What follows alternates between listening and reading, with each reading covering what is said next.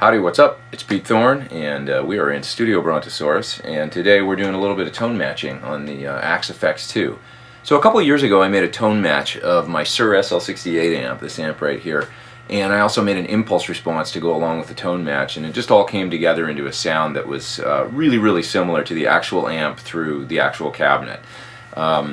So the guys at Fractal have asked me for a while to make some presets available, and I was always sort of reluctant to do it, just because it's like the sound of my studio essentially, and all this sort of hard work and whatever effort I've put in bottled, and you know, I'm putting it in the Axe FX, and it's like, so I was a little reluctant to give it away, but you know, in the spirit of sharing, I guess I'm going to do it, and I better hurry up and give them the presets before I change my mind.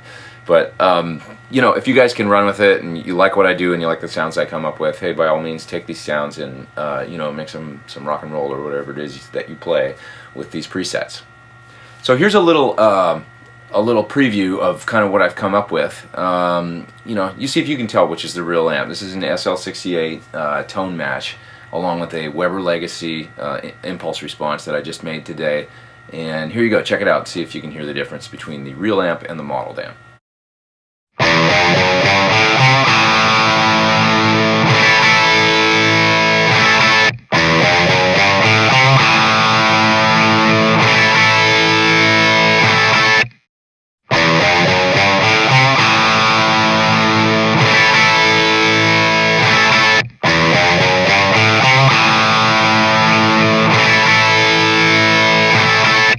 Alright, there you have it. Could you tell which one was the real amp and which one was the modeled one? I'm not even going to tell you which was which, because it doesn't matter.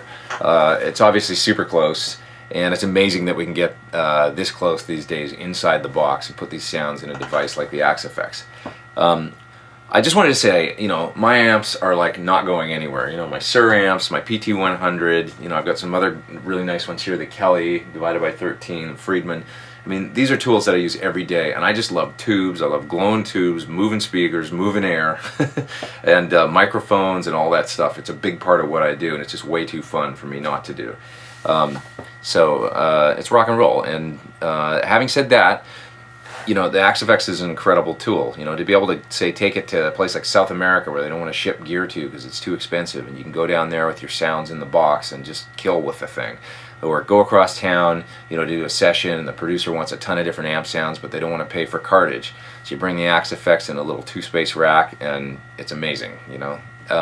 So it's great that we've got these tools these days, and I'm going to use my real amps and the Axe FX. I'm going to use it all for the foreseeable future, and that's my story. I'm sticking to it. Alright, so I wanted to tell you a little bit about how I make these sounds now, and how I came up with the presets, so that you know what you're playing through. Basically what I'll do is I'll plug in the real amp into a real cabinet and mic it up and get just the best guitar sound I can. So in this case it was the SL68 into a Suhr 112 cabinet, which is a really big sounding little 112. I love this cabinet. It's got a Weber Legacy speaker in it, which is like an idealized greenback, really fantastic speaker. And generally I'll mic the cab up with an SM57 and an SE VR1 ribbon mic. And I blend the SE about 10 dB down from the SM57. I just blend it in a little bit, and it adds some low end, some smoothness.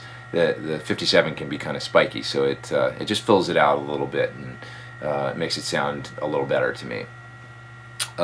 So once I do that, I'll shoot an impulse response of the cabinet once I've got everything dialed in, and then I've got the sound of that cabinet with those microphones set up that way. And I've got it in the Axe FX. So then I'll make a chain in the Axe FX of an amp model into the cabinet model into a tone match block. And on the amp model I'll load up the closest thing to the amp that I'm trying to get closest to. So in this case, since it was the SL68, I loaded up the Plexi treble model. And I'll set all the knobs on the amp and everything the same as the actual amp. All the knobs on the virtual amp in the Axe FX the same as the ones on the real amp. Then I'll load up my impulse response that I just made in the impulse response block, and then I'll go into the tone match procedure, and it's a little too complicated to discuss how that's done here, but if you guys have an Axe FX, you know how the tone match block works. And what I'll do is I'll just try and close that gap. You know, if you're using an impulse response with a model that's close to the real amp, you're going to be really close to the sound already. And the tone match block just helps to close the gap, and maybe, you know, the final 20-15%, something like that, just narrows it down and gets you, you know, really dialed in on the tone. And so that's how I made these presets. So what you guys are going to get is my BE100 preset and my SL68 preset, and I hope you can take them and make some music with them. You like the way they sound. You know, you can always tweak them. You know, add an EQ or add more gain, less gain on the amp, whatever you want to do. Add some effects. But I just wanted to give you some great raw amp sounds from my studio, and I hope you enjoy them. All right, take care, and speak Thorn, and rock on. See ya.